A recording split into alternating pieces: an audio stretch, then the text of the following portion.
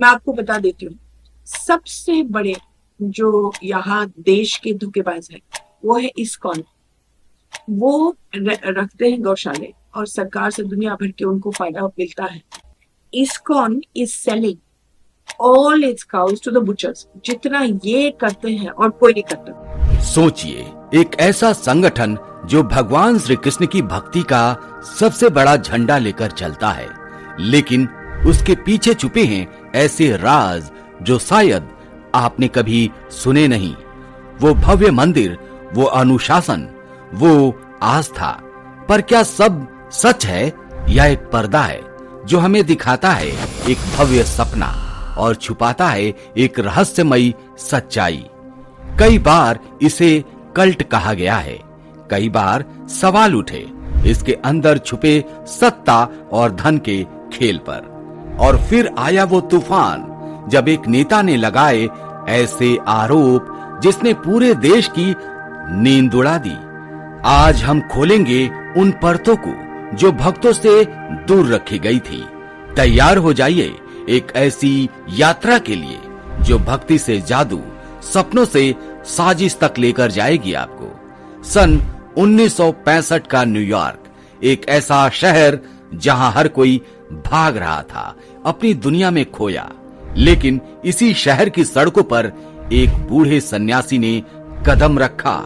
एक ऐसा व्यक्ति जिसका नाम था अभय चरणा अरविंद भक्ति वेदांत स्वामी प्रभुपाद। उनके पास न था कोई धन, न कोई बड़ी संस्था, बस एक जज्बा, भगवान श्री कृष्ण की भक्ति को पूरी दुनिया तक पहुंचाने का सपना। उनके सपनों की शुरुआत एक छोटे से कमरे से हुई, जहां उनके कीर्तन और गीता के पाठ ने लाखों दिलों को छू लिया। यह कहानी है उस एक दीपक की जिसने आध्यात्मिक अंधकार को चीरकर दुनिया को नई रोशनी दिखाई। धीरे धीरे यह छोटा सा आंदोलन एक वैश्विक प्रेरणा बन गया। न्यूयॉर्क से लेकर लंदन, सैन फ्रांसिस्को से लेकर टोक्यो तक लाखों युवा जुड़े उस संदेश से। एक संदेश जो कहता था शुद्धता, सादगी और सच्ची भक्ति। हरे कृष्णा महामंत्र जपो, श्रीमद् गीता पढ़ो और जीवन को बदल दो। पर जैसे जैसे संगठन बड़ा हुआ, वैसे वैसे उसके साथ उभरे सवाल और विवाद भी। फिर एक दिन अचानक संगठन के खिलाफ एक ऐसा तूफान उठा जिसने पूरे देश को हिलाकर रख दिया। मेनका गांधी, एक नाम, एक आवाज जिसने इस्कॉन पर लगाए ऐसे आरोप जो जैसे तीर से चुभते थे। मैं आपको बता देती हूँ, सबसे बड़े जो यहाँ देश के धोखेबाज है वो है इस्कॉन। वो रखते हैं गौशाले और सरकार से दुनिया भर के उनको फायदा मिलता है। गौशाले चलाने के लिए बड़े बड़े जमीनें मिलते हैं, गायों को बेच दिया जाता है, धोखेबाजी का अड्डा है। देश में बहस छिड़ गई, सवाल उठे और इस्कॉन ने जवाब दिया। श्रीमती मेनका गांधी के झूठे और गलत बयानों का इस्कॉन खंडन करता है। ये सब झूठ है और निराधार है। लेकिन विवाद के बादल छटे नहीं और एक बड़ा सवाल गूंजने लगा, क्या यह सच है या फिर एक राजनीतिक साजिश है? सोचिए दोस्तों, एक संगठन जिसके पास है अरबों की दौलत, भव्य मंदिर और विश्व भर में करोड़ों भक्त, पर क्या आप जानते हैं कि यह धन आता कहां से है? छुपा हुआ है या कोई राज है? भक्तों के लाखों दान, ऑनलाइन ट्रांसफर, प्रॉपर्टी पर क्या सब कुछ पारदर्शी है?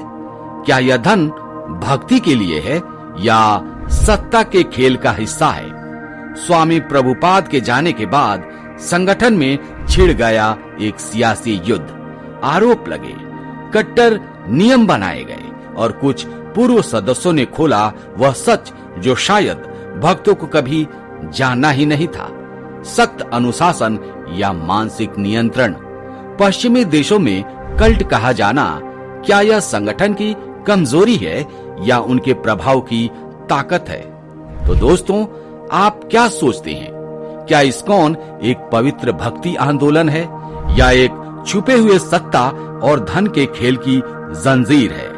क्या भक्ति सिर्फ एक पर्दा है जिसके पीछे चल रही है एक साजिश, या फिर एक ऐसे संगठन की कहानी जो अपनी गलतियों के बावजूद भगवान श्री कृष्ण की भक्ति को दुनिया तक पहुंचाने में कामयाब हुआ? आपका जवाब क्या होगा? नीचे कमेंट करें, अपनी राय बताएं। और अगर यह सफर आपको पसंद आया हो तो वीडियो को लाइक करें, शेयर करें और हमारे चैनल को सब्सक्राइब जरूर करें, क्योंकि सच्चाई की खोज कभी खत्म नहीं होती।